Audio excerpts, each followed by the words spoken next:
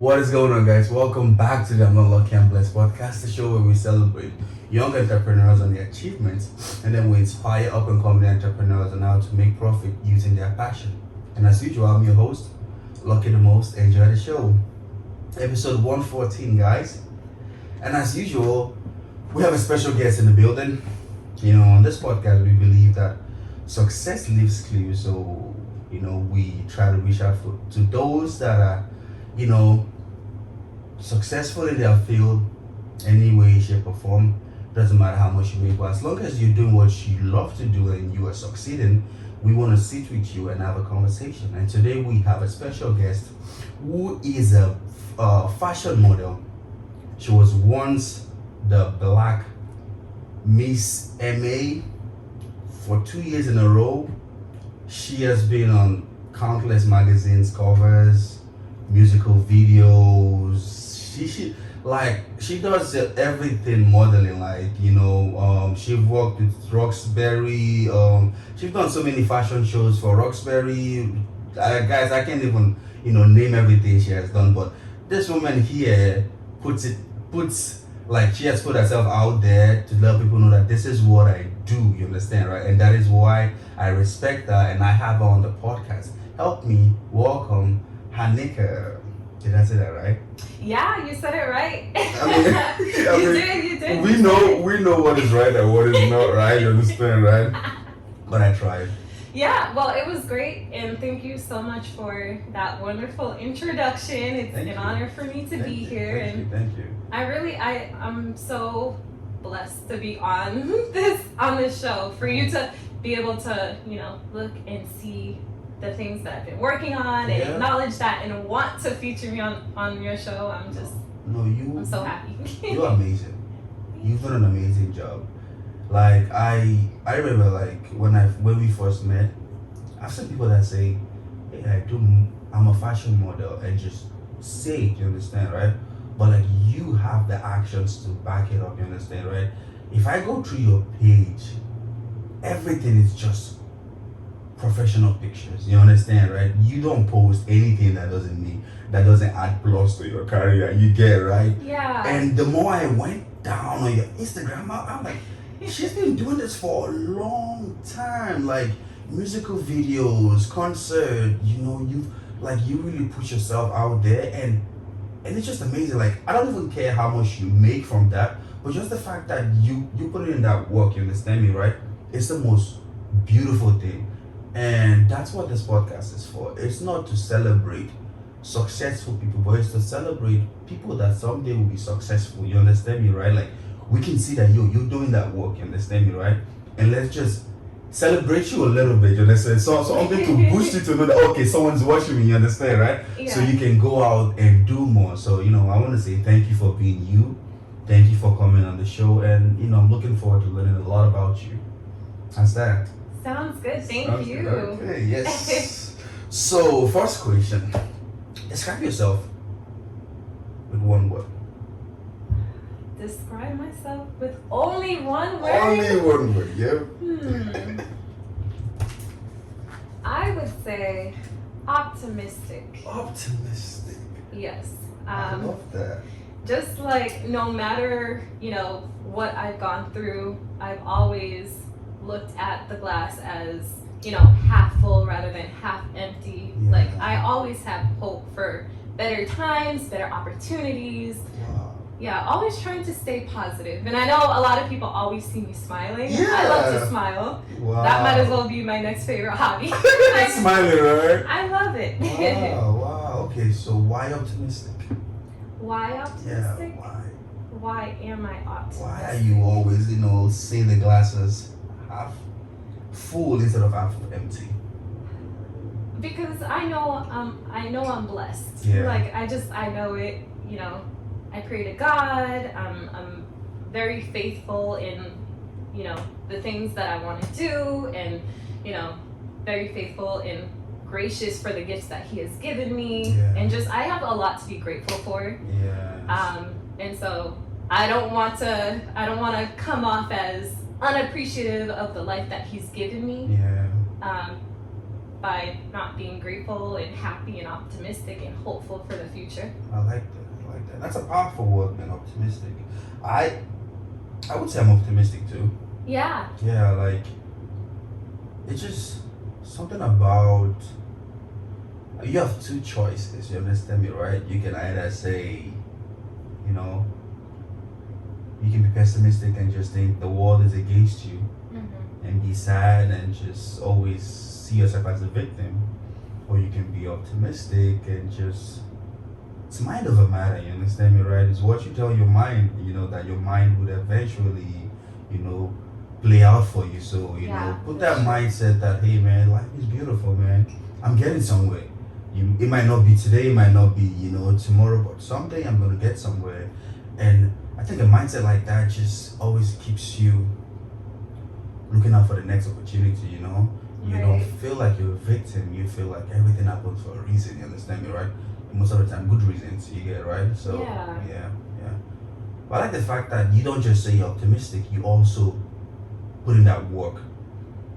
So you don't just say, "Oh, I'm optimistic," and go and sit back and relax. You understand me, right? Right. You're optimistic and you also do the right things. Like you post about what you do so much on Instagram that life doesn't have a choice but just to like this is like she's putting that way, like Yeah. she's doing the most, like let's just reward her with something. Understand me, right? So Because that's important to me to like show what I'm doing because sometimes it does inspire other people to go after their passions as well. So yeah. my feed shows kind of where I started from, Yeah. which when I look back I cringe a little bit to where I am now. Yeah. And the reason for that is just to show that like success doesn't happen overnight. Like Yeah. it's gradual, improvement Mhm. and also commitment, dedication. Like you said, like Yeah. people are surprised that I've been doing it for so long. For so long. And there's not I can't say that there was like a time where I just like for years maybe stopped or like it's something I'm passionate about. I'm striving to continue with it and Yeah. elevate to higher heights. Yeah, like you have never taken a break from this. Since I've known you, I think we met in like, I guess 2020 or so. Yeah, something like that. Something like that. At, shout out to Afrobeat Mayo. Yeah. We were at this video shoot, and since then, you have flooded my Instagram with.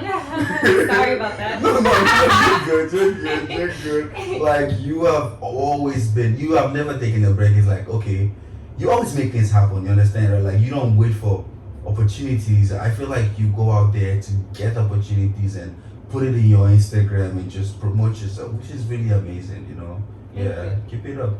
Thank Yeah. you. So the next question is, can you please introduce yourself to the listeners? Let them get to know who you are. Yeah. Yeah. Oh man, there's just so much that I would. Whatever you can remember, Oh, how you started, basically, how I started. Yes. How I got interested in like modeling. Modeling and all that, yes. Okay, let's see. So as you mentioned earlier, well, this is not where I started, but I also partook in pageantry and Yes. I was crowned the Miss Black Massachusetts for 2020 Congratulations. through 2021. Wow. So that's something that kind of stemmed off of my love for modeling and the passion for it. Yeah. But I realized like with modeling, sometimes it's just, showing yourself down the runway and it doesn't quite give you that platform, up front to speak about the things that, you want to Speak about. change in the Yeah. future, like just platforms that you're passionate about. I did want to mention that because that is something that does describe me. Like I like to try new things, Okay, yeah. Things that will elevate my career and things that also I do believe in and nothing that I'd be ashamed of. Like I always like to Get out of your comfort zone. get out of my comfort zone Yeah. and be that positive individual that I told you, the optimistic individual I am. Yeah. But in terms of where I started from, I guess since a very young age, I've been interested in the modeling industry, but particularly because it was kind of I guess I was persuaded in a way because growing up I was very tall and thin. Natural look of a model. Yeah, well, people do say that might be the natural look of a model, but luckily these days, standards are changing and you don't have to be tall and thin to become a model. Yeah. But back then, when I was growing up, it was just like a lot of family members were telling me, "Hey, look at you should be a model. Look at these models." And you just started working like a model. Yeah, so there's that, and then also like persuading my mom, like she should do modeling. Look at her. And she didn't believe in that. Not even like my mom was the most supportive woman ever, most loving. Like she wanted the best for her 3 girls. Like it's myself and my 2 sisters and her. She was the best mom ever. Yeah. But in terms of nudging me into she did try to do her part to do that. But the thing is, Lucky, I was painfully shy growing up. Like, like super shy. It's like I really wanted to do it. I really wanted to try it out. Yeah. But, you don't have to be like tall and thin to be a model, but you do kind of have to come out of your shell. Yes. And so at that point, I was interested in it. Yeah. But I didn't quite do too much with it when I was really young because of my shyness. But over the years, being enrolled in like different extracurricular activities, like ways to get creative, I slowly, started coming out of your crawled shell. out of my turtle shell. Slowly. I mean, the shell is still here. It's still here. I told you I was a little nervous for today, but I didn't even believe that. Wow. Yeah, and so when I was young, like probably. Maybe between the ages of like 6 and 9 or whatever, it's like I wanted to do it, but didn't quite, step into it until like high school when my interest for it emerged again. But I was going through a lot of things through high school. Like even before that, my mom actually passed. So. Oh really? Yeah. I'm so sorry about that. Yeah, it was really tough. It was tough, like on myself, my 2 sisters, my dad, and especially because she was the breadwinner of the family. Like you don't typically see that, especially like back then. She was the breadwinner of the family, the most loving member of the family, like the glue to like everything. Our family and like our extended family as well. Yeah. So losing her, like my best friend, was just. It was crazy. And so like during high school it was really tough to do anything other than just schoolwork. School trying to like I was practically straight A student taking like AV courses. Wow.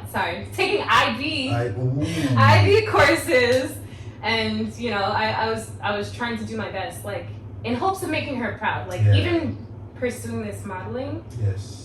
In hopes of making her proud, because I knew she wanted that for me. She's proud. Thank you. No, honestly. And really wanting to take, that, the proper route to it, because I know, like, some people, they go off in their other. I guess there's no right and wrong way, but I just feel like the other routes aren't for me. Respectable, Exactly. Yeah, I respect that. So like it's a long story, but like in high school, like that was my thoughts. It's like I wanted to get into it, but. There wasn't as many resources as there are now to get into it. I wasn't really finding those resources, and then also it's like I felt like, there wasn't like I just felt like what I had to do was be in school, get the good grades and all that, and so we went like I moved on, graduated, went to college. But that is when I was aware that there was a Caribbean Student Network that hosted an annual fashion show. Gotcha. And, I'm Caribbean, my family's from Haiti, like, I'm interested in fashion, so I naturally everything was gravitated. Just naturally calling out to you, Yeah. Exactly. So I naturally gravitated to it. Slowly. Yeah. Well, no, actually, like freshman year, I was like, let me join all those clubs, because that's something I was still crawling out of that turtle shell, but that's something my mom really did instill in me when I was young. Like she wanted to enroll me in so many things. I think maybe she knew I was shy. She could tell 100%. Your parents know you. They know me better than I know myself. You know yourself. Yeah, and so not only just myself, but my sisters as well. She was always trying to enroll us in like different programs, like ways we can connect with other people. Yeah. And so when I got to college, that was all I wanted to do. Out that they had an annual fashion show every year, so I naturally gravitated to it. Yeah. I like my freshman year, I was on it. I was just like, let me join as many clubs as I wanted to. Background, because my mom instilled that in me. Yeah. Like from a young age I should. Yo, shout out to your mom, man. Really? Yeah. Like she prepared me. She for prepared so you for much. things you didn't even know. And I had her for like a short span of time, but in that time, Well, in that time, she did a lot. So much. Wow. Like I'll get back to the modeling thing, but I just want to give a shout out. Yeah, give it a shout out, man. A shout out to that woman. She deserves it, and you for mom. Yeah, like she came straight from Haiti by herself. Her family was still in Haiti, just because she wanted a better life for herself and her future children. She didn't have children at the point where she came when she came here. Yeah, gotcha. She was super young. Like it blows my mind when people are able to make these type of decisions at such a young age. Yeah, I think maybe she was like about like 19 or something when she moved over. Wow. She put herself through schooling. Like she graduated, got her degree, started working at Spalding. Wow. Became a radiologist, became the manager of her floor. Like she was herself. She was the boss. She was like the definition of a like definition of no excuses. You understand, right? None. Brought herself here, put herself through school. Yeah. And made her way all the way to the She top. was constantly elevating, but it's just so sad. Like, doing all of that for her. She still even had time, like when she eventually did have 3 girls. And like we're all 3 years apart, so it's like having multiple children that are kind of around the same age until they can kind of take care of themselves. But like it's tough. No, but man, we gotta give it to the moms, man. Moms are like the superhumans. Like the things they have done. Mm-hmm. I wouldn't be here if it wasn't for my mom. Yeah. You understand, right? I wouldn't be here, not even close, if it wasn't for my mom. Like, if it was just me, I would have given up long time ago. But my mom, I didn't even know how she saw this, but she put me in the right places. Yeah. That eventually led to me being here. Yeah. You get it, right? Setting you up for success. Setting me up for success. And she wasn't even smart. She didn't even go to school. You get it, right? But she knew that she couldn't give me the life that was good for me. So she was literally just pushing me out there. She didn't even want, like, I wanted to be with my mom so bad, you understand? Because I love her so much. But she knew that if I was with her, like, I would never get the life lessons, the experience, exposure, and all that. Because be the lucky we know today. Yeah, be the lucky you guys know today, you understand, right? So she put me out there, like, I was living with different people. And at first it was uncomfortable, but now I realized that, wow, this woman did all that. So someday I could be here, and it's really amazing. Make a better living. Yeah. Like she was literally amazing. Like you said, like moms are superhumans. Like even with all of that, like even with everything they're doing, like everything my mom was doing too, like she still had the time to spend time with myself, my sisters, take us on trips. Like I'm like, she showed us the world. Right. She showed me the world in like 8 years, like 8 to 10 years. And like my older sister, she was about like 16. Yeah. Around, that age. As time goes, I'm over here forgetting years and stuff. But like she shout out to her. Shout out and to just her, man. My continuous journey. Yeah. Like I know I'm doing things. And I'm really trying to do things in a manner that would make her proud. Yes, and so, yes. No, keep doing it. I'm going. She was the fine woman, and you are still living by that standard. That's the key thing. Like, these people, they instilled in us things that even when they are gone, we still can't fuck up. You understand, right? Excuse my language. Like, I'm in that place where even before I do something, I have to think about my mom. You understand me, right? Would my mom be proud of this? You understand, right? Yeah. Like, I have to imagine my mom spanking me from doing something like that. You understand, right? And if it's not something my mom would do, I'm out of there, man. Like, I think about my mom a lot, like, before I do any. If I hang out with any kind of friends, it's like, would she, because proud of that, that's the only woman, like, now I'm married, but like before then, that's the only woman that mattered to me the most. Like, you understand, right? Even when I don't want to wake up and do anything, it's like, can you literally call FaceTime your mom and tell her like, Mom, I don't want to go to school today because I'm tired? Like, you know, like, do you think that will make her proud? You know, no, if it doesn't, you better drag yourself out your bed. Out of bed. Yeah. I mean, so yeah, that was that amazing woman, my mom. Yeah. But back to my long story of how I, ended up. Yeah, doing modeling. Yeah, so I was in college. I joined that Caribbean Student Network that I told you about. Yeah. And like the first year, I participated as a model. It was great. I loved it, doing my thing down the runway. But then I was just like, okay, I like this. Let me do more. So like my sophomore year, junior year, senior year, I took it a step further. I joined the e-board. I was particularly like the treasurer of the club because my major was finance. So I was, doing two things that I like to do. I was working with numbers for the group and then also modeling. Yeah. And so that really gave me another view of the industry because not only was I on the stage on the catwalk, strutting my stuff. But I was also I was also doing the grunt work, like in the background work. Like I was, managing the budget for the show. Wow.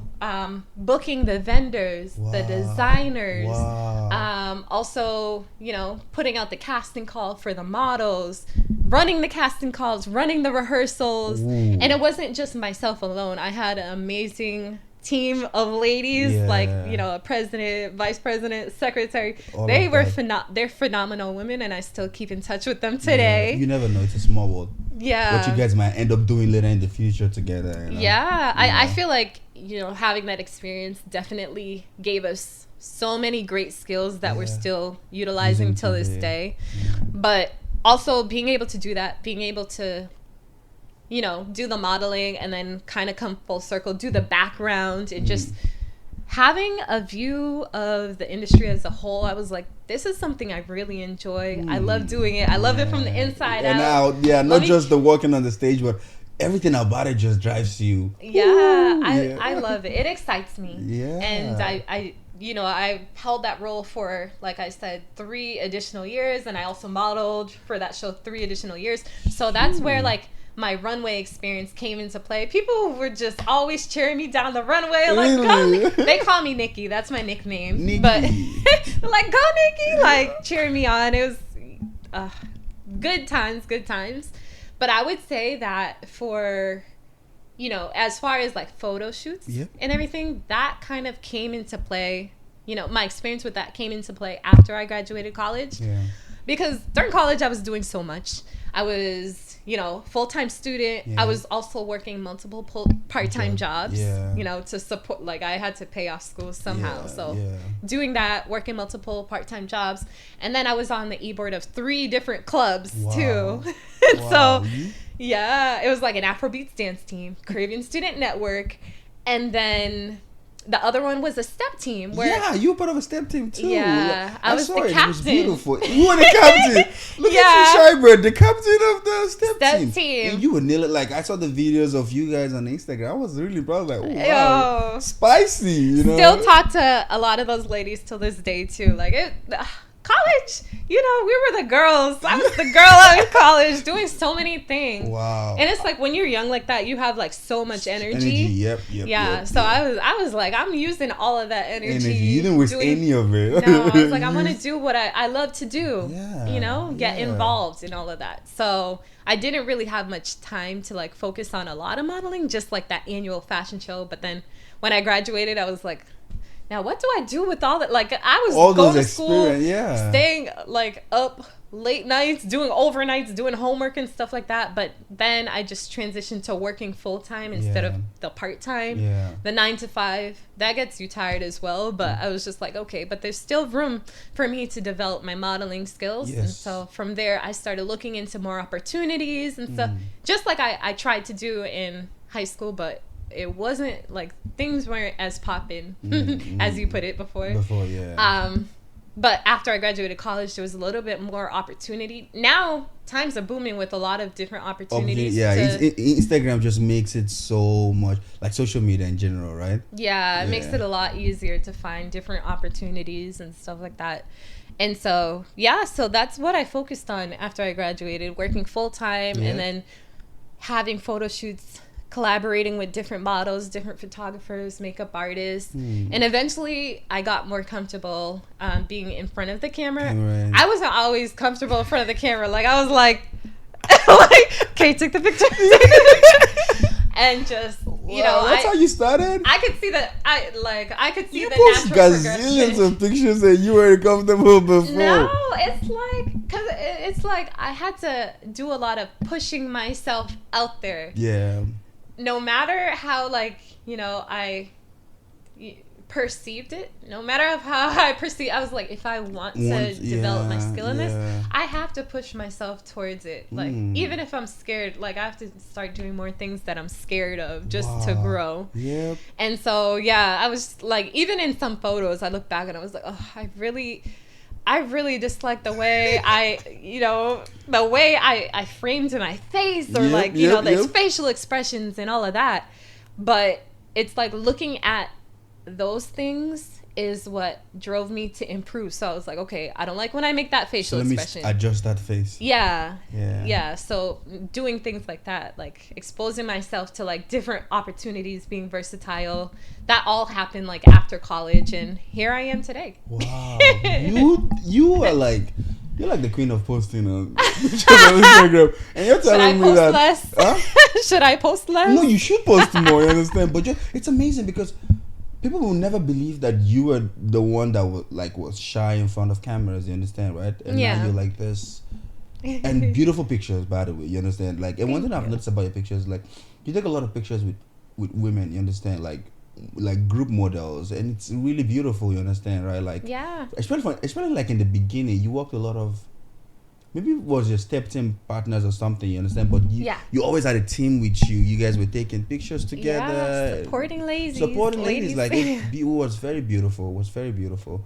So my question is, I'm just curious. So Instagram came and, started using it. Were you at first shy to posting on Instagram, or you just like, went into it? Because a lot of people kind of like can post on Instagram, but they don't post because they don't like, I don't like being in, like the same way I don't like being in front of camera, you understand, right? Did you also have that first, the first days of Instagram, like, I don't want to post there, I don't want to, and then all of a sudden now you became pro at it, or you just like, you know what, I'm going to use Instagram to the fullest and just post? Yeah, like you could see the natural progression on my page, actually. Like, it was a struggle for me to even create an Instagram. Literally, I was the last one out of like my crew and everything to jump on to social media. I didn't even create my own Instagram. It was like a friend of mine who was just like, okay, really? nigga, you need to. You need to level up. Like, I didn't create it. Yeah, somebody created it for me. They were like, okay, you need to get hip because, and so they created it for me. And I think it initially started with me posting things about my step team, my college experience. Yeah. But then it's like here and there were some photos of like me modeling, maybe sometimes probably like going out like my birthday and stuff like that.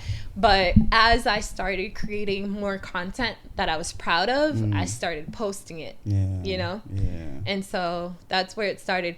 I guess I'm not too worried about how often I post. I think that was your question, right? Am I? No, like the question was, I mean, you already answered it. Oh, okay. Like when Instagram first came out, were you shy at first? I was. Posting? And then you said someone even opened the account for you. You didn't. Somebody opened the account for me. I had no intention, but I'm glad they did. I think it was meant to happen because that's how I'm able to show. Like, Instagram is kind of like my portfolio. Yeah, like, I'm able to show my work to the world, show my growth. Yeah. And so it was meant to. Maybe it would have happened inevitably. Yeah. But all I know is that I didn't start that, I'm glad it was started. But now you're running it full time. I love it. Yeah, it's another job trying to keep up. Oh my gosh, it's tiring. It's tiring, but I love how everything we're hearing is, at first you were shy, and now you started slowly. You became boom good at it. You understand, right? Yeah. Fashion, Instagram. Like, I just want people to hear that. You understand that.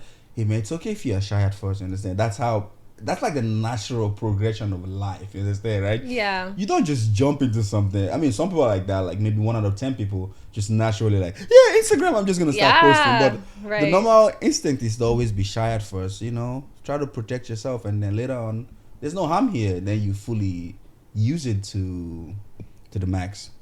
Exactly. Yeah. You said it. You said it perfectly. No, that's dope. So like, next question, like, how do you, like the whole work-life balance? How do you balance that? Work and life. 9 to 5. Yeah. And then the modeling life. Like, how do you do both of them at the same time? It is quite tough. Yeah. It is quite tough because, working a corporate job can be mentally draining. Yep. And that's kind of like the worst. Like, if you work a job that's like, physically draining, it's different. It's different. It's tough. Tiring, It's tough.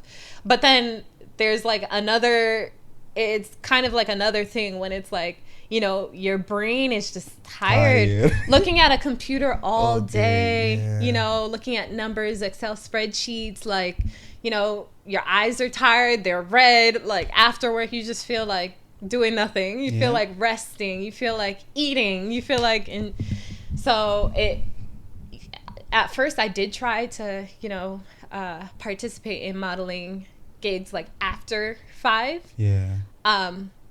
But things like that didn't happen so often. Like, especially like if you're signed with an agency, it's really hard. Like with the agency I haven't been able to take advantage of many opportunities with them because it's like my 9 to 5 is when they have all of their opportunities. So as I'm working, it's like I can't be casted for a lot of things because my 9 to 5 is when I should be taking advantage of the opportunities they provide. So that is kind of not in my favor. Yeah. So practically everything I've been doing, it's been by like, me, like you said, like doing the work, reaching out to people, attracting people from what's on my feed, like the work that I've done already.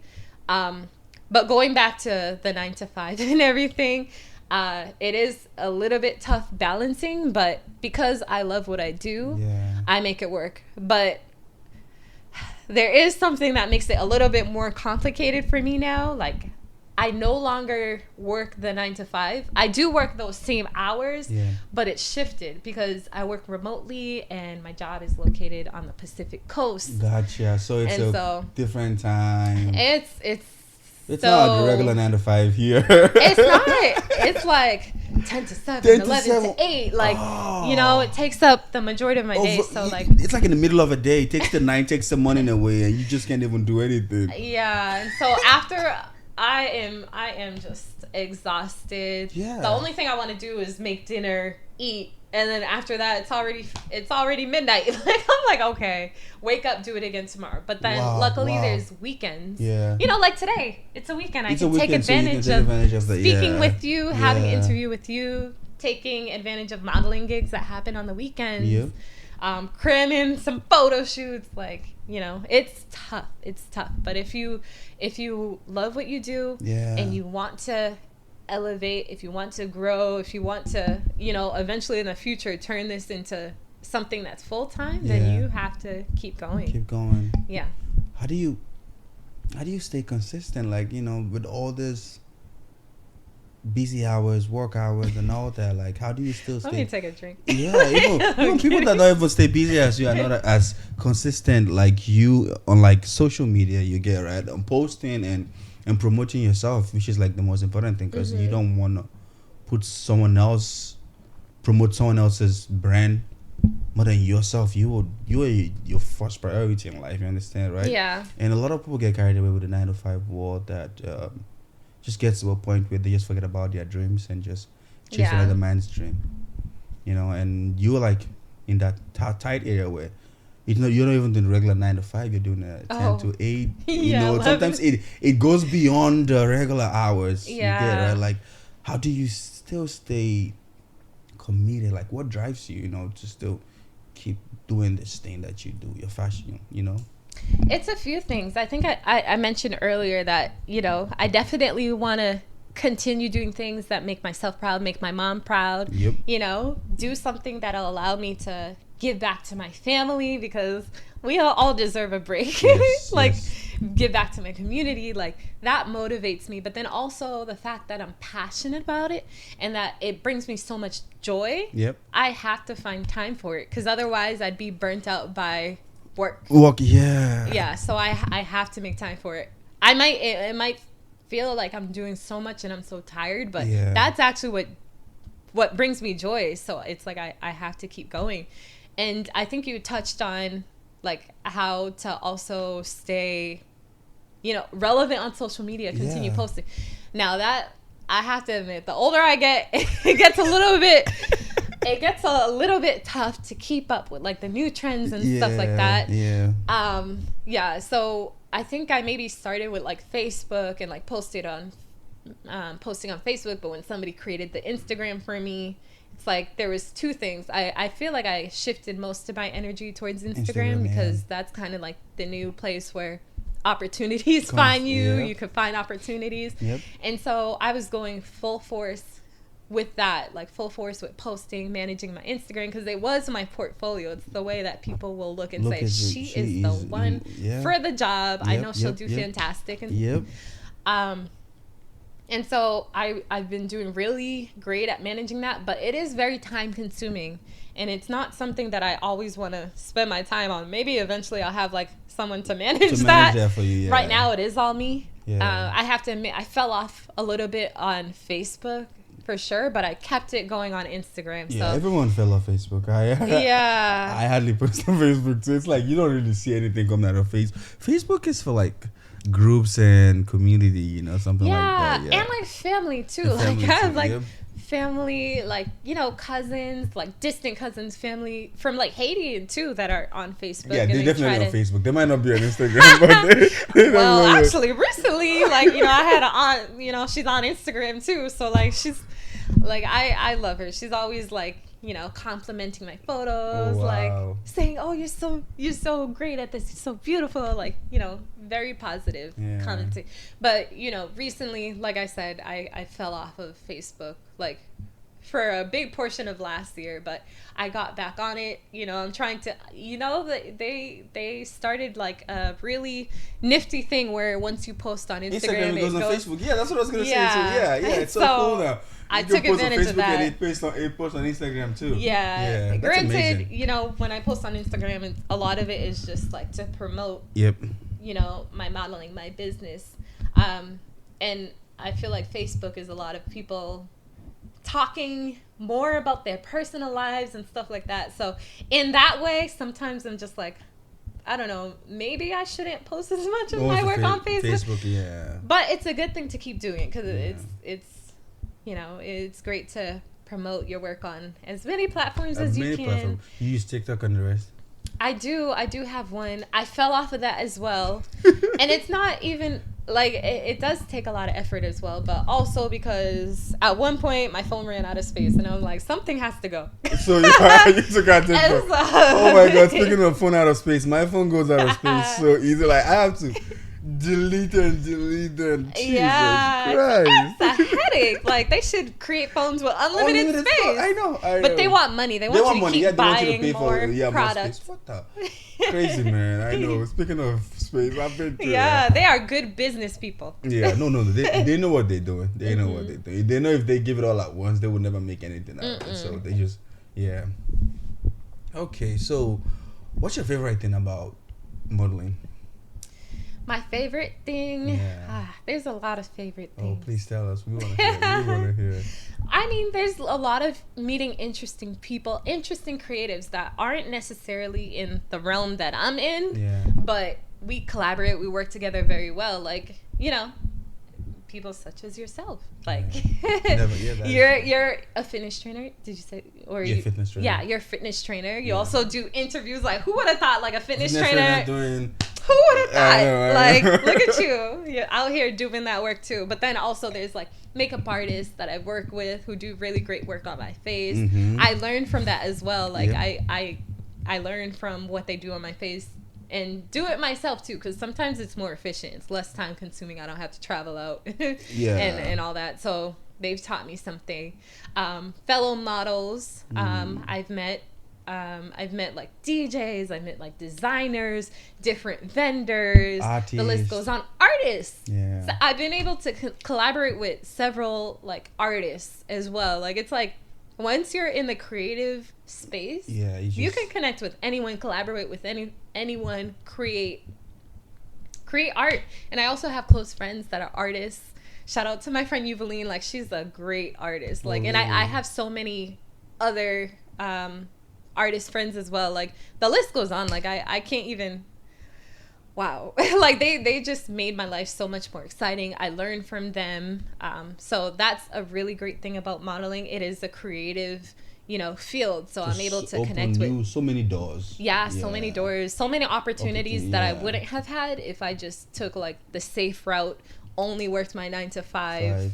Yeah. It's just opened so many doors for me. And favorite thing, it brings me joy. It's so fun. It makes it easy for me to be optimistic. Gotcha. What about it makes you optimistic, walking on stage? For me, just walking on stage, you understand, right?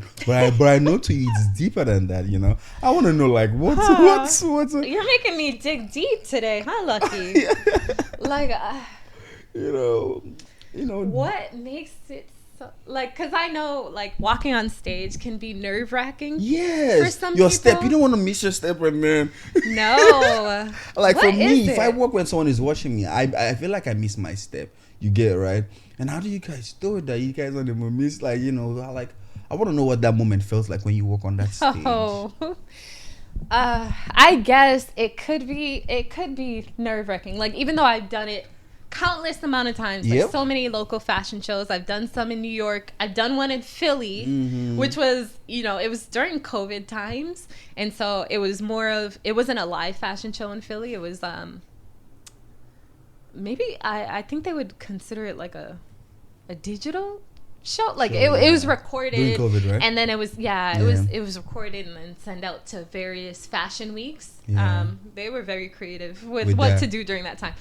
I like I said, I've participated in countless, opportunities to walk. I think what I really love about it is that I am nervous at first. Maybe it's a bit of adrenaline. Like once I walk on stage, it's like the nerves go away and I'm like focused on presenting. Usually it's like I'm trying to present a designer's work. What really makes me feel fulfilled is when I'm able to market a product so well that customers are like, I want that, I want that. But then also it's like, the viewers who are like cheering me on and saying, wow, she looks great. Like they're giving me fuel to do my best catwalk. And they're giving me fuel to like feel confident in myself and smile more. And it's like not as nerve-wracking when you're actually on the stage. Like backstage you're like, oh my gosh, there's so many people, this, that, and the other. But then there is, when the light hits you, all you see is the light. Just go. Just walk. Go. Just walk. Act like, it's like the podcast. I told you, right, when you came in, you were like, I was like, don't just act like there's no one here, just you and I talking about big old you, Amazing. Oh wow. Yeah, I don't know, like for some reason earlier in my life I wanted to model a little bit, but it never worked for me. I did back in Northeast. There was this, we had NASO too, the student union. Oh yeah. And African, student union. We have a Black student union. So we did they did a lot of modeling too. I actually went for audition. They never called me back. So after that, I was like, okay, this is the sign. Well, no, not at all. And honestly, it's not too late. Like there's tons of opportunities. They would be glad to have a Lucky on stage. If you're passionate, let me know. I'll be sending you some casting calls. No, I guess I would later open myself up to it because there's so many. It's just. You'd be perfect. Yeah, so many opportunities. Like you never know. You might love it. Don't laugh. You might love it. Okay, I'm not laughing. No laughing. Okay, but fashion probably things on my bucket list to do. I would love to. Work. Do a no time like the present. No time like the present. I write that down. Yeah. Okay, so. what are skills that? Okay, no. Before I ask this question, how do you stay healthy and fit? Like, with the 9 to 5, you get tired and you want to eat whatever you feel like eating, and also still trying to, look good for the camera, and on the, like, how do you stay healthy and fit? What's your hack? By the grace of God. By the grace of God. So what, you just eat and then pray, God, God, please make this food fall into the right places. Send it to the right. Let this fat right go to the areas. right places. Exactly. Oh, God. The last time I'm kidding. last time I was in church, they brought donuts for us, understand, right? Yeah. And we're about to eat it, and then someone that wasn't supposed to eat, I mean, she was on a diet, so she started singing, "Calorie burner, you are a calorie burner," and she was like, "I anoint this donuts in the name of Jesus." Oh yes. Now you are the holy donut. You are not, regular. Yeah, I gotta pray over it first before you eat it. Yeah. I mean, I was kidding, but I am a big foodie. I do love to eat. Yeah. Like I do. But I think what has helped me is that I am active. I need to start going to the gym. Yeah. Maybe you should be my trainer or something. I don't know. But like I don't do that. But the thing I've done is enrolled, like I like to dance. I love dancing Afrobeat. Yeah, Afrobeat, yeah. In college, that was actually one of the clubs I was on the e-board. Like I was on the e-board for the Afrobeats dance team. Yeah, we were called Tribe. And it wasn't spelled like tribe, it was like TRXBE. Oh, like really? TRXBE, yeah. Yeah, shout out to my other team members. So like even before then, I loved to dance. Like growing up, of course, like I said, my mom enrolled me in so many programs, and dance was one of them. Like I did acrobatics, I did jazz, I did tap, I did ballet. And then, after her passing, it did stop for many, many years. Yeah. And then I did pick up on it. I think I did cheerleading for like 1 year, which really? It was fun. It was fun, but it was also like, it was tough circumstances, like after like losing my mom and stuff. So I did that for a year. I also played volleyball. I was active. Okay. For many years. So you've had that active lifestyle all along, that has helped you a lot. I can see that. Yeah. And so that's been super helpful. Did basketball for 1 year. Okay. Yeah. But I enjoyed volleyball a lot more. In college, I like step. That is something that will cause you to be active dance, and right? everything. Yeah. The step team, like kind of making beats with your body parts. Like we incorporated dance in it as well. And like I said, the Afrobeats dance team. Graduating from college, I was just like, oh, I don't know if I want to just be in the gym, but I want to do some more dance. So I took advantage of like different dance opportunities. I took a heels class. Mm-hmm. I did take like a ballet class, like in my later years, like to get back to it from like what I was doing. Oh, you did ballet after college? Not so much. I took a few courses like sporadically, but I was so good. I was so flexible when I was young. Like I wish I kept up with it. Yeah, so you were like still looking if you still had it in you. I was like, do I still got it? I guess I do, but I'm not as flexible as I used to be. Yeah. But yeah, I did that. I did kizomba, which is kind of like like it's dancing to like zouk music. It's more like a how I don't even know how to explain it.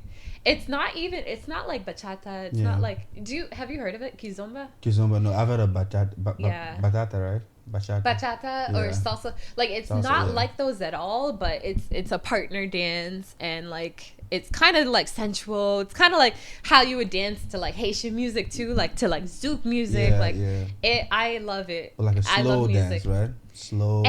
It doesn't have to be slow, but it's like I'll have to show you some videos after. It's great. I plan to do more of those in the future, but I done that. I done a heels dance, which is like, kind of like backup Beyonce dancers, backup like Chris Brown dancers, in heels. You're doing all of that work, so it allows you. You'll be active. You'll be active, but having fun. Yeah. Like it's like, doing all that, and then, I also like to shop at like Whole Foods. Like it's like healthy. I eat all the same things, but I get the healthier versions. Yeah.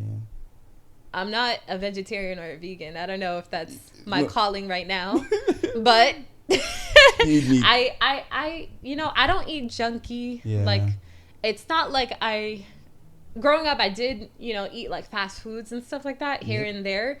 But these days, it doesn't quite interest me anymore. I think my taste palette has like developed to, want things that are better for me. I like that. Yeah. I don't know how it happened, but before I liked sweets and Come stuff to the like job, that. Yeah. you have to like look your best and be ready for anything. Yeah, exactly. And I know it is hard to decide to eat healthy when working the hours that I do. Yeah. But like after a long day, you're like, oh, you probably be like, I want something quick. I want something like I want to go get some fast food or something. Ice cream, But in those instances, I try to navigate myself to more wholesome meals. Yeah. Like I'm Haitian, I'm in love with our cuisine. Like I have a couple of Haitian restaurants near me that I'll go so you just get some good food. I also love me some, Nigerian food. Are you Nigerian? Yes. Sure. I love you some jollof rice. I love you. Yeah, and so like wherever I can get like a good wholesome meal that's not junky. Like way better than junky. Yeah, if I don't feel like cooking, then I'll get something from there rather than get something from a fast food will probably upset my stomach. Like these days, I feel like if I even get fast food, it might upset my stomach. Wow. I need to get a good wholesome meal. That's a good discipline. A big one too. A big one. Oh, you I eat a lot. You eat a lot. Yeah. Wait, I'm just curious. Okay, have you ever had a show or like a shoot where like they wanted you to fit this weight? Oh yeah. And how did you do it? You understand, right? I want to hear like. How was it for you, and how did you, were you able to fit in that role, or it was not just possible for you? Well, let me ask you. So, what do you mean, like fit like a certain role, or like fit in an outfit? Yeah, like in an outfit. Oh yeah. So yeah, oftentimes at shows they have like sample sizes and stuff like that. But let me start actually from like one of my experiences. Like you see my size and everything. You see me? Yes, I see you. Yeah. You said. I see you. We see you. But yeah, there was one time. We see you since you came in here. Why you like? Oh, you think you're a ghost? Maybe, I don't know. After this wine, like we were. No, I'm kidding. But I went to New York and I was trying to, sign with agencies, and I was pretty much the same size I was. Yeah. I went to a couple of agencies, and I didn't quite get the call back, but like there was one agency that was blunt. Like I went with two friends, and the agent was just like, yeah, you're too they said I'm too big, like Really? Yeah, they said I was probably even smaller than I am now, but they said that typically really you said you were too big. Yeah, my size, and like they're like, there are ways what for models like to yeah. They're like there's ways for models to shave, a couple of inches off their sides, but that's not for like that. It didn't discourage me. It kind of made me laugh. Like I find opportunities to laugh often. I know. I was just laugh out of it. I was like, I this size resonates with me right now. Like I like the way I am. Yeah. I don't want to get any thinner because then I might not look healthy. I might not feel healthy. I might not be as happy as I am. Yeah. And so I was just like, okay. Like I was like, I mean, one no is not gonna stop me. But it's I like to even if it's not favorable upon myself, like I do like to hear what other people think, or see why they wouldn't accept me. And it's just good to know, like good to have knowledge of, like for moving forward and stuff. But it's not like I regret it or like took it serious. Really want, it didn't hurt my ego. So yeah, that was that experience. But in terms of like being on site, like at an actual, fashion show or something, and there might have been a piece like a design or something that I was supposed to wear and it didn't quite fit me, I always pulled it off. Like sometimes minor adjustments may have to be made. The problem I might have the most is with like shoes, because sometimes they like I always come prepared with like extra supplies just in case I need. Like I have a bottle bag. I always think about it the night before, bring things that I might need, get as much information as I can about what we'll be doing, what the colors will look like, just so I can come prepared. Yeah. So in a lot of cases, I came prepared with additional stuff that fit just as well as, you know, what they wanted me to wear. So definitely being prepared is how I handled that. Like, oh, it's cool. I brought this. I brought this too. Wow. But then also I've had a pretty good track record of being able to maybe adjust the designs on me and look great going down the runway, present their designs looking great. That I guess happened with my creative mind. I'm pretty creative in like creating outfits and stuff like that, giving suggestions on how it could be better. Yeah. Name an experience that like you thought it was gonna be a flop and then it ended up being one of the best. People were like, wow, that was amazing. Like, have you ever had an experience like that? Like, you know, like while you're modeling, like something that wasn't supposed to go right, you get right, and you just didn't trust yourself, and then eventually it became a success. And they're like, you did an amazing job. Like, have you ever had those experiences before? I've had plenty, but it's hard to think of just one specific one right now. Okay. I guess a simple one that I can give you is like, you know, like you just never know what like people go through so many things. Like for a fashion show, there was maybe multiple fashion shows, or like I think it was a fashion show definitely, where, you know, it was like, okay, models, come as you are. We're going to have a hairdresser. We're going to have a makeup artist. We're going to have, you know, all these people to get you ready. Yeah. And knowing myself, I always come prepared in case that doesn't happen. Like people can say all these things, and then it just doesn't happen. Yeah, and then on that day, it did not happen. It's like, and I was like, thank God I brought backup, like that model bag. I brought my makeup. I brought things to do my hair, and that only came from experience of being in fashion shows and doing photo shoots where people couldn't do my hair, they couldn't do my makeup. Like they tried, but it's like they weren't experienced on my skin tone, on my hair type. I ended up looking like a ghost down the runway. I was like, no more. And the worst part is like, it's like during the time where I was just developing my modeling skills, and so I wasn't super confident in myself, and then you had me going down the runway looking like a clown, not even the best version of me. And so from those days, I was like, okay, I have to learn how to be more self-sufficient. Yeah. Be able to be prepared. So in situations like this, like where I feel like this is not fitting on me, like this does not make me feel confident. Yeah. I'm able to just have my backup and be able to, you know, do my makeup if it's my makeup. Come prepared for my hair, because, you know, my hair is straight now, but I have like, of course I have like natural 4C hair, and it's listen, I've broken a couple of combs in my hair.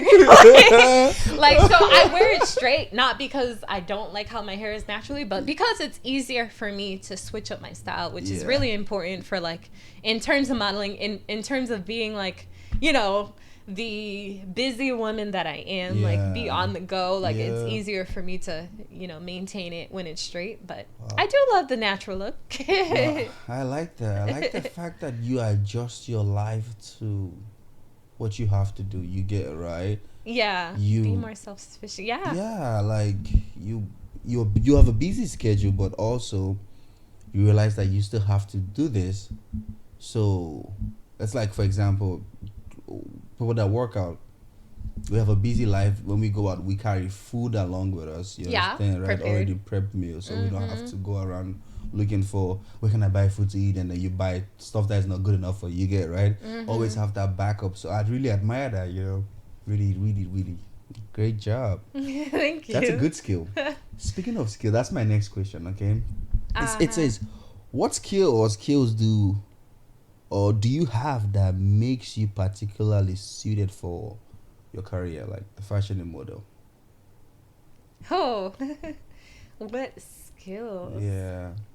Or like, what are some skills you have that just makes you different from the rest?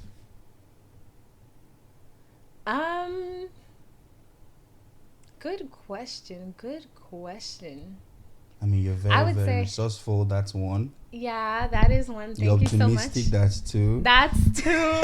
Thank you for listening to me. Yeah, thank you so much. Yeah, for adding those. I would say I am also very versatile. I mean, you definitely are. Yeah, I have so many. Like I like to use the experiences I've had, and just anything I could pull out of my back pocket to make each experience, like each job I work on, the more better. Like, you know, people will be surprised. Like, they might hire me for a music video expecting me to be like the model, like, you know, smile, wave, look pretty. Yep. But then, you know, I start dancing. They're like, whoa, where did that come from? Like, what? I'll be like, oh, you didn't know? You didn't know that? Yeah, you better find out. But yeah, I try to be as versatile as I can. Like, you know, do that. Also, like, acting as well, like, you know, being a model, doing certain opportunities, taking advantage of these things, it involves a lot. It's not just like modeling. It's not smiling for pictures or walking down the runway. But for example, music videos, it involves a lot. It involves you to be able to adapt to the environment. Like, if it's a music video, you can't be just sitting still. You have to, you know, do even if you don't know what even if you don't know the music, you understand, right? Just be in the groove. Yeah. Don't look lost. Don't look lost. You know. Right. You have to do that, and then it also takes quite a bit of, like, you know, acting skills. And I've been able to. I'm so grateful for, like, the opportunities I've been able to take advantage of in the acting world. That's something also that I am developing, and I've had the pleasure of being in 2 award-winning films. Oh, wow. Yeah, like, so there was the Central Intelligence that had it had Dwayne "The Rock" Johnson and Kevin Hart in it. You were in that movie? Yeah, but it literally it's background roles, like a split second. Like, I was on the big screen. You on the big screen? Yeah, that's what the matters. For a few seconds. Yeah, for a few seconds. Really? Yeah, so there was that, and then there was also the most recent. I think it was released at the end of last year, the Whitney Houston movie. I Want to Dance with Somebody. Like, I was in that as well. I got a few seconds in but that you as on the big screen too? On the big screen. Wow. So literally, they were like, someone saw you on the big, like, that's you, even if it was first. They could recognize me. That's all that matters. That's all that matters, man. I don't care how long it was, okay? I got that in my resume. Yeah, you know? put it in. But then also, like, price just went up, man. Price had been up. No, I'm kidding. No, you're not. It's facts. Price has been up. Yeah. Other than that, like, with acting, a short film that hasn't been released yet, but also, like, promotions for, like, local businesses. I've done, like, kind of like I've done a commercial for Wahlburgers. Really? Yeah, Wahlburgers. That one was through my agency. That was one of the opportunities that they gave to me, and it was very, very fun. Wow. I've also been, like, I didn't know that it would have been on BET, but I did, like, that's the worst one. Yeah. When you didn't know it was gonna be that big, right? And then eventually. But literally, it was like a snapshot. Like, I did some work with a photographer. Like, it was just, like, random shots that I did with, like, a videographer, because we took some videos, kind of like, there's a certain phrase, like, there's a certain term for it, but I am forgetting it at this very moment. But basically, you know, taking videos of me doing kind of, like, normal things, like walking down the street, texting, like, in a coffee shop, drinking some coffee on my, like, you know, he took shots of me doing those things. And then maybe about, like, a few months later, there was, like, the BET Awards going on, and people were hitting up my line, like, Hernica, I saw you, look at you doing your thing. Like, I'm like, what? What is going on? I was like, they surely have got me confused, because I don't remember signing up to be on BET Awards, like, on a commercial on BET or whatever. But, you know, eventually, like, you know, they told me, like, I saw the recap of the BET Awards, like, on demand. I think they had, like, the entire BET Awards as well as, like, the commercial and stuff like that. And I was like, hey, that is me. It was like a commercial about the Crown Act. Oh, wow. And the Crown Act is, you know, an act that I'm not sure how many states have passed it, but just making it a thing, like making it acceptable for, I know it's not something we should be asking for, it should already be acceptable, but like to wear our natural hair in business settings, in corporate settings, like our protective hairstyles. And so I was just like, okay, well, I was like, I didn't set this up, but I'm so happy that my work like and it's being shown in a positive light, in something that I actually do believe in. I don't like my work, or like I don't like to involve myself in something that's not aligned with me. So I saw that and I was just like, wow, like look at me, look at my work, look just at your work being something you're in line with, and on BET to represent like all of us that have natural hair, all of us like women of color, men, like it was just amazing for me to see myself there. But all of that to say, like, I've taken advantage of so many acting opportunities, and I've been able to use them to create great experience, create great work, and really satisfy whoever books me, satisfy, photographers, my clients, and everything, not just satisfy, but go above and beyond. You do and more make than them you're proud paid of the for. project. You understand, right? Yeah. Like that's something huge right up of, like, if you can do more than you're paid for, you become indispensable. Like, people will work with you over the person that stressed them. Nobody likes stress. You understand, right? Right. Someone who is resourceful and all that, people would love to work with you whenever, like, they get an opportunity to. Yeah, that's amazing. That's a good skill. So there's versatility. I know I kind of expanded a lot on that it's one. Okay, but it's your show. You just go wherever you want to go, as long as you come back to it. That's all that matters. Yeah. Yes. So resourceful, optimistic, versatile. What else sets me apart? Professional. Like I've worked several jobs throughout my life, and they've definitely given me. I'm able to be in professiontional settings, handle myself, dress the part. Like, I'm able to communicate with different individuals from all walks of life. Like, I'm really great with that. Being able to find something we have in common, and just, I'm personable. What else? Communication skills, professional skills. All of that, check. Yeah, organization skills. Like, with all the jobs that I've worked, they have provided me with, I might not have been so in love with, eventually, like, at first I'm always like in love with like what I do, like with my, different jobs and stuff. But soon after I, opt out of that honeymoon stage, and I'm just like, okay, I need something new. I need something new. So like, but even if that happens, I've learned so many different skills from like those different opportunities, like organization skills, time management, like all of those contribute to help me provide the best services I can provide. And it'll set me apart because people are like, oh, wow, she's so reliable. Her work always comes out amazing. She puts her all into it. She's passionate about it. And you're on time, too. On time, yeah.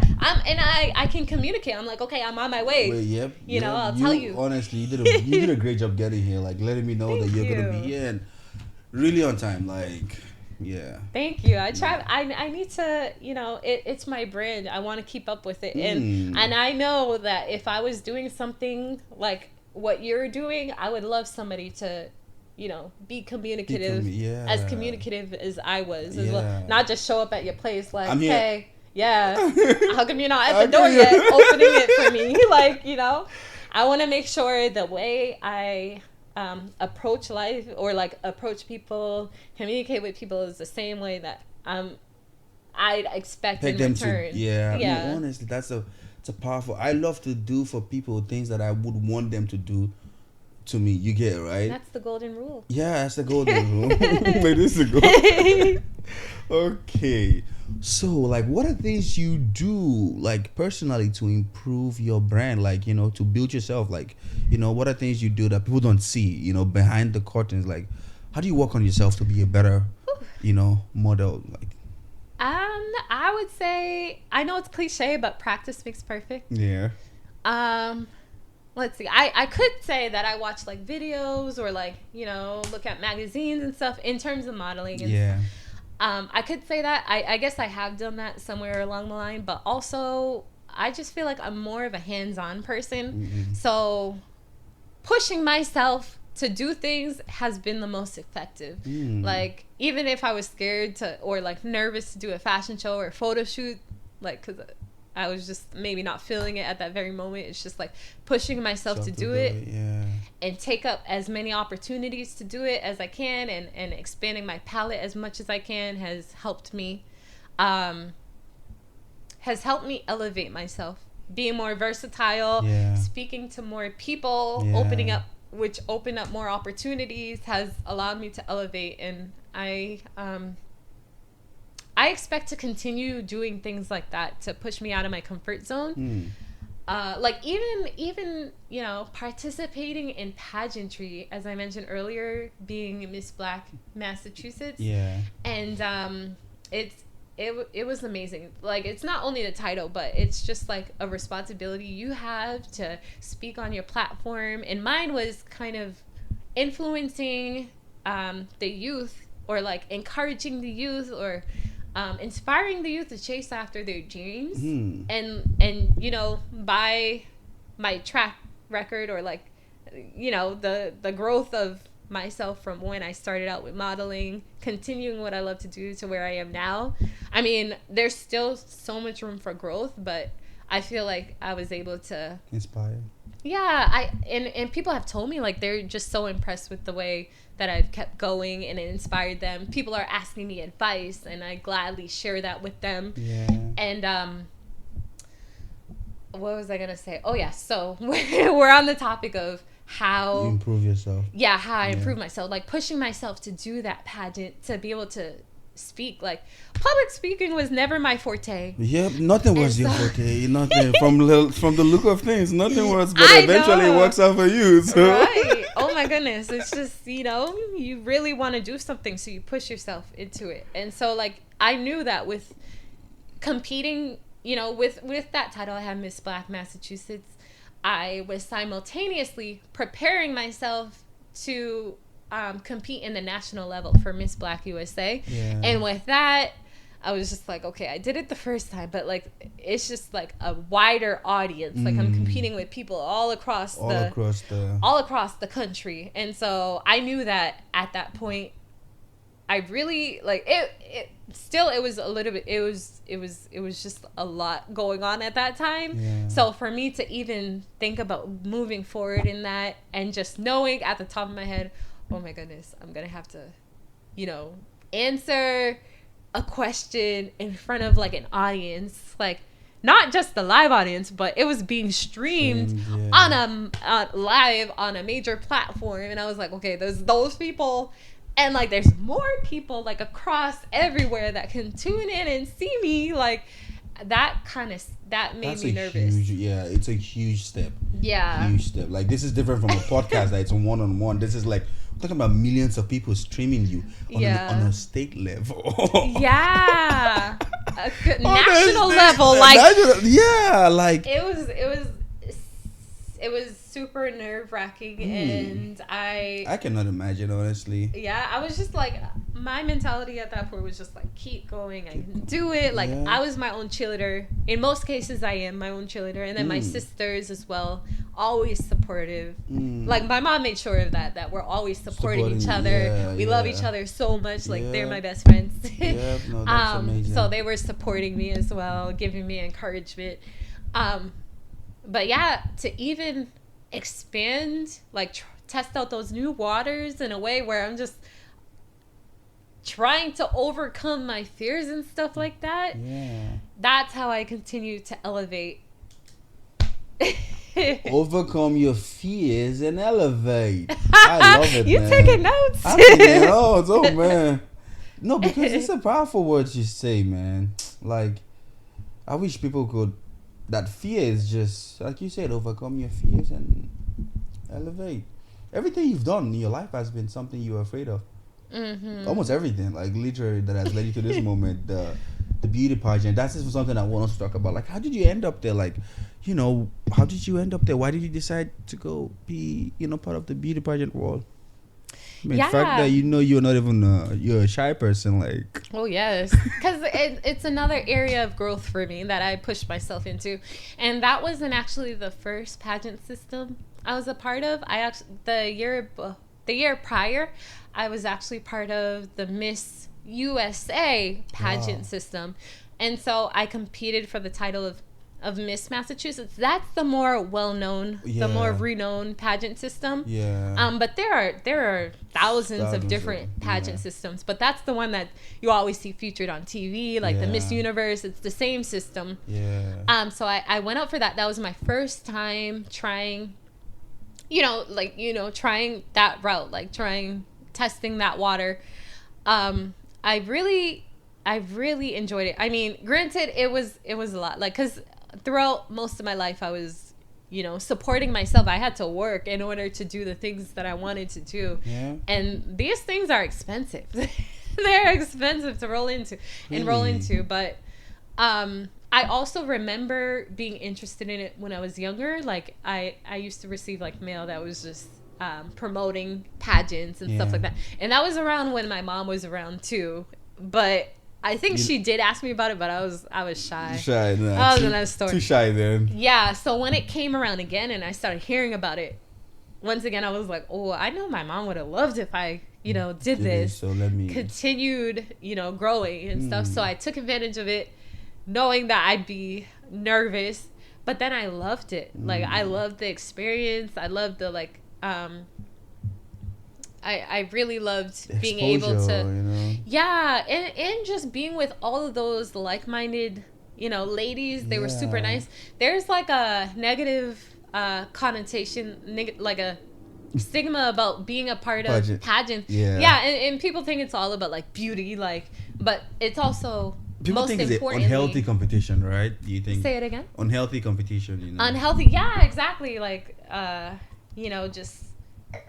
I suppose there are a few individuals that are not very nice, but for the most part, I've met such wonderful ladies. Yeah. And it's just like, it was a really great experience. And people think it's just all about beauty, but it's more about what you can do for your community. That's what people want to hear, right? Like, yeah. So people think, these ladies just happen to be beautiful. They just happen to be beautiful, but really, they want to be a part of this pageant system to be of service to their community. And so, I've met such great ladies through that. And just like the first time and the experience, we had a pageant weekend where it's not just we competed. It's like we had 3 days, a weekend to stay. We had to pay a lot because the weekend was like, we stayed at a hotel. They gave us breakfast, lunch, and dinner. You guys paid for all that? Yeah. Really? In advance. Yeah, in advance. So it's like, it was a lot of money to be a part of it. And I was working real hard to come up with that money. But I was a part of it, and it's like, it felt like, in the end when I was there at pageant weekend, treated like a queen. I was like, okay, this makes me feel better about like how hard I worked to be part provide. Of this. Yeah. And just being able to not just compete with these ladies, but connect with them. Like, it's not like we go and we're rivals and everything. It's like we go, they give us an opportunity to have an icebreaker. We have a roomie. Like, typically the roomies are in order alphabetically. So I had a roomie. She was also passionate about modeling too. I have her on social media and everything. She was awesome. But so I was able to connect with them. I really enjoyed the experience. It wasn't super nerve-wracking because they made me feel comfortable enough to, be myself. So that was my experience with the Miss Massachusetts pageant system. But when I became Miss Black Massachusetts, it was a whole nother ball game. It was all of that and more. Like, there was a sisterhood. It was Miss Black USA. A sisterhood. So it's like I had that connection, but I could really connect with these ladies because they were just like me, but from like different states. States. I have sisters in different states now because of this. They were either Miss Black, Miss Black. Yeah, that. Tennessee, Wow, New York, Philadelphia, DC, like, and it was just an amazing experience. And just the way that this pageant system made it a point to expose to everyone that, our like us women of color, as Black women, have so much to offer to our community. Yes. And how we're so beautiful, and how, we're worth so much, and how like we're intelligent, not just beautiful, but we're intelligent, we're talented, and we contribute so much to our community's growth. For them to celebrate that, yes, it's a huge, was something that I was very proud of, and proud to be a part of. Yeah. And so proud. I haven't competed for that pageant system again since going. Like, I did go. I went to the national level. I didn't win the Miss Black USA crown, but I made top 12 contestants, which I was super proud about, because once again, I had to, like I said, push answer. Yourself. Yeah, I had to prepare myself for that. I had to come up with the funds. I had to, it was just so much that I was doing on my own. I feel like I should have distributed some of that responsibility, and reached out for more help. I feel like that would have been more helpful and less stressful on myself. But I was so proud at the efforts I put forth. That's all that matters, Yeah, I was really proud about that. And I did speak on that stage and was streamed to how many viewers that there were. Like, I was really proud of my efforts. Since then I didn't compete in another pageant, but with that pageant system, I volunteered for pageant weekend the following year, where I was able to help the girls that were in the position I was in, nervous. Like, it came full circle. I was able to help them during that weekend, be of service, do anything I can to make it less stressful for them. And I'm doing the same this year. I'm going to be volunteering again this year to help them. That's amazing, man. That's amazing. You. Now, you're doing a lot of, don't worry, it's all gonna pay out. Someday. Thank you. Someday we'll have to like reach out to you. Hey, can we have you on the podcast? You're too big for us, Yeah, right. I'm gonna come to your podcast in your mansion. I don't know where it'll be. Whatever level we're at, you understand, right? We're still gonna. Your story is just amazing. Like, the fact that you love this and so many obstacles, but you still make it through regardless. Like you're self-sufficient. You've made this happen for yourself, not someone else coming to, like you've put yourself out there, you've paid the price, and you're still paying more. You don't even pay, you pay more than what you asked for. It's really amazing. And the thing I believe is that life doesn't cheat us, you understand, right? Right. It's all gonna pay back. Like, you're gonna get it back, like full force. You're gonna get everything back. You're just waiting for the right time, you understand. Amen. Right? No, it's gonna happen. I definitely see it happening. Thank you. We're almost done with the podcast. Two more questions. What's the goal for you? Like, next 5 years, where do you want to be? What's your plan? It's a really difficult question. Like that. It's a difficult, because like there's just, I feel like my end goal is always changing. Yeah. It's always developing. There's no right answer to this. Yeah. And so I guess I would say, like, currently modeling is definitely a job for me. Like, and something that I'm passionate about. Like, people book me to perform services, and I perform to the best of my ability, get paid for it, get income, but I definitely want to incorporate it make it become a career. Yeah, like a full time. Yeah, exactly. So it absolutely has the potential to become like a lucrative career. Like, what's holding it back? Yeah. I guess the type of opportunities I'm getting at this moment, like, they are like, I'm making income, but not as much to sustain my livelihood right now. So of course, like I mentioned earlier to you, that I am also working full time And I've been working full time like through college. I've been working part time. Like through high school, I was working as well. Like I've just been working. So I haven't been able to dedicate as much time as I could be to my craft and what I want to do.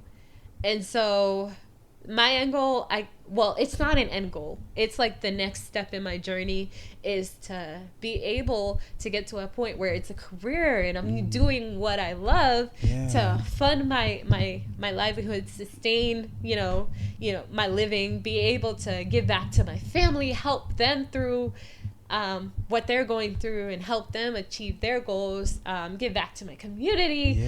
That's just a step. But I feel like as I get older, the things that I want to do, my goals, the things that I want to accomplish continue to elevate, get higher, get harder. I know that's the funny thing about life. Every year it gets different, so you can never like pinpoint, right? But just having that broad, I like what you said right now. You get right, like it's bigger than what we both can imagine, But you have that direction of getting better. Like you still want to be safe. You just don't want to put yourself out there and be stranded. You still want to keep your 9 to 5. I respect that, and you don't let that stop you from also chasing your dreams. You do your 9 to 5, come back and still, do whatever you can that's left for you. You get right, because you said like the regular people, the 9 to 5 that you work is when the other your agency gets the best deals, and people get them, and then you just I gotta find things on my own. I have to be resourceful. I have to be shooting my shot. Like I have to believe in myself so much that I'll go after the opportunities I think I deserve. And so I just have to keep being confident and being my own cheerleader, just so I'll keep trying to obtain opportunities that'll take me to higher heights. Yes, it will happen. It will happen. Now the last question is, if you could advise the younger you, that little girl that was shy and not trying to do things, what, based on what you know now, what advice would you give to her, that little girl? Let's say that 10 years old Hernica, like if you're gonna advise her, what would you say to her? So just like a lot of things I learned throughout my journey, like it would have been amazing if I knew everything at that age, because I feel like I would have been a lot further at that young age, and by this time I'd probably be Naomi Campbell. No, I'm kidding. What was doing on this podcast? Thank God. Oh my gosh, I would have been here too. Like I would not be able to reach out to you. It would be so much protocols for me to break through. If it was meant to be, it was meant to be. It was meant to be. That's why I'm grateful. That didn't happen. But yeah, I guess just to be confident and just to love every inch of myself, because I think even when I was young, I was a little the word just came to my head and just disappeared. Insecure? Huh? Insecure? Yeah, I guess so. In certain areas, like me being tall too, I was like, oh, I'm super tall. But that's something I should embrace. Like it's me, And I guess back then there was like a lot of representation of people who didn't look like me in social media. So I was like, okay, well, not social media, but like everywhere, like on TV, like in magazines. So I was like, okay, since I don't see a lot of me, I don't know if I can be, I don't know if that can be me. Like, I don't think it's possible for me, type of thing. So I would tell myself to be confident in who I am, and just, if I'm passionate about something, go for it. Be dedicated, committed to my goals.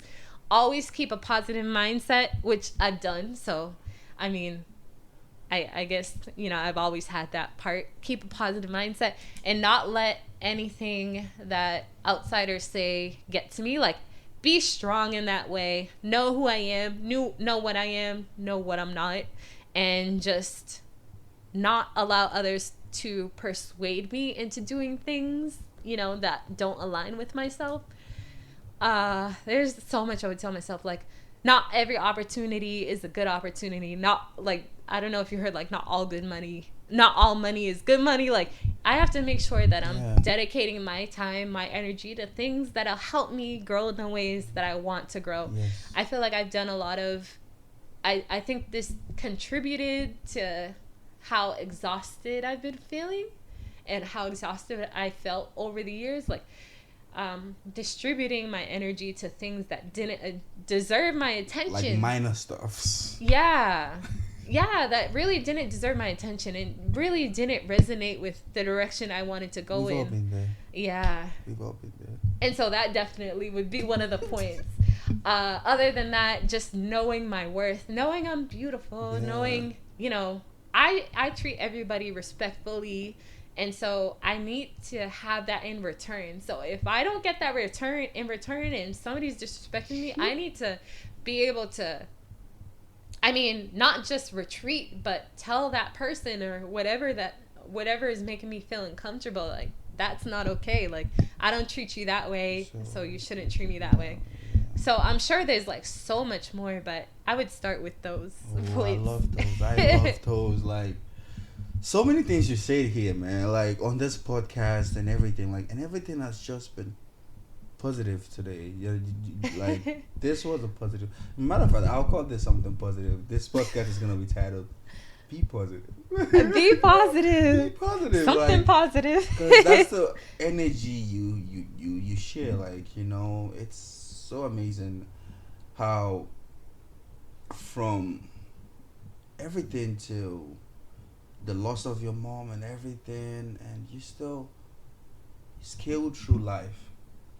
You know, full-time job, not getting the best gigs, but still you use your skills, your resourceful skills to still get in doors that, you know, when like would open to you. You know, the fact that you're resourceful, you're versatile, optimistic, all that just naturally open doors for you that probably were closed. You get it, right? Yeah. But because you have those things, understand, right? Those doors open for you, and I know you could relate to that. So really, it's really amazing. I want to thank you so much for once again coming on this podcast. I told you that you would enjoy this conversation. I told you.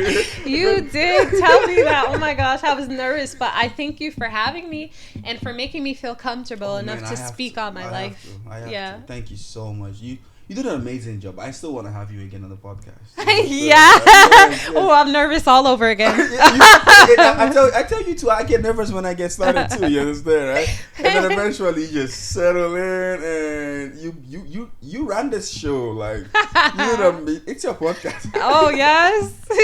Okay. The last question is, how can people reach out to you? You know, how can people get in contact with you? How can people work with you? Because guys, like, we should like I don't even know where to start with this. This podcast has been informative. She has, you know, her story is just amazing. She has impacted me as a person. I can't even imagine how much more you guys listening out there that are struggling with, you know, your passion. You want to get started, but you don't know how to get started. You are afraid, and her story is just something that we cannot relate to. That we all started with fear, and eventually we overcame it, and then we elevated. You understand? That's your word. Overcome your fear and elevate. You understand, right? And that's so powerful. The least we can do for her is support her. You understand, right? Follow her on Instagram. If you know a brand or you're working on your brand, you understand? This is a business podcast. So you listen to this podcast, you have a brand. You're working on your brand and you need a face for your brand. Look at this positive face here. If you don't have this face, you're missing it. You understand, right? Like, who wouldn't have this face on their brand? If she was a brand, I'm so, you understand? Right? So like, let's go, you know, whatever handle she leaves or something, let's go show her some love, support her, you know, vote for her whenever we see her on any beauty pageant or something, right? I thank you. Yes. So how can people reach out to you and, you know, be part of your fan base? Thank you so much for wanting to put my handles out there. I would say Instagram is a really good place to reach out to me. Yeah. My handle is Hernica _JC. I'll spell it HERNICA _JC. On Instagram, I would say that's The best way, right? the best way, because first of all, you can see my work, you can see like the things that I've been involved in, different type of projects that I've participated in and executed. You'll also see a little bit of my personality. I kind of, put that up in my stories. If you catch them, I don't know. Sometimes it's a little hard with like the work schedule I have, the busy schedule I have, but I try to put some fun up there. My feed is mostly like my professional work. But it is the best way to reach me because I also have a link in my bio. Yeah. And if you... Yeah, exactly. Oh, you saw it. I saw it. Yeah, so once you click it, you can request to book me for different opportunities. So easy. Yeah, just click that form and you just say what you want and she'll be there. It's so easy. I like that form. That's a Google form, right? Yeah, it's a Google form. I try to make it simple to not discourage people, but it's straightforward, just so I know what to expect. Yes. And so that'll also help me prepare my model bag, bring anything I might need just in case. Just in case. She's the backup. She comes to the backup, man. You're not just getting her. You're getting her on the backup. Exactly. She doesn't disappoint. I put in the work. I sure do. So that would be the best place to reach me. I wouldn't, recommend DMing. I definitely would recommend doing that form so I know it's business. Like I'm like I love what I do and I'm professional about it. So I would love people to be able to book me in a professional way. Unless you have questions, like you could definitely ask them, or within that Google form, it also provides my my email address where you can reach out and ask questions. It's hello@veryhernica.com. Really? Yeah. What a positive email. It's my brand. So definitely if you're interested in working with me or just following my journey, Instagram. Yes. That's amazing. And the form is right there in our bio. Very easy to fill, guys. Follow her. Work with her if you can. Would love it. Even if not today, just put it on the top of your list of people you want to work with. You understand, right? Like I'm telling you, number one, we have to support this young lady. She has done an amazing job. The least we can do is just, be part of her story. So, with that said, it's sad, but I just have to come to the end of this episode. Aww. It was nice having you. Any last words for my listeners? Any last message? What would you say? Thank you once again to you for having me. My pleasure. And allowing me to speak. Yes. Allowing me to share my story. Yes. And I thank all the listeners for listening, being interested in my story, potentially booking me. Yeah. And also, I think everyone who's been a part of my journey, I think especially my sisters who have been like my backbone. Of course, my mom who has set me up for success very early in life. Everybody I've worked with, from like photographers, videographers, makeup artists, other creatives, the list goes on. Thank you for to everybody for being a part of my journey and allowing me to learn, to grow, contributing to my happiness and my optimism. Thank you so much. Thank you so much, guys, also for listening to today's episode. And as always, stay blessed. I love you all. Have an amazing week. Bye.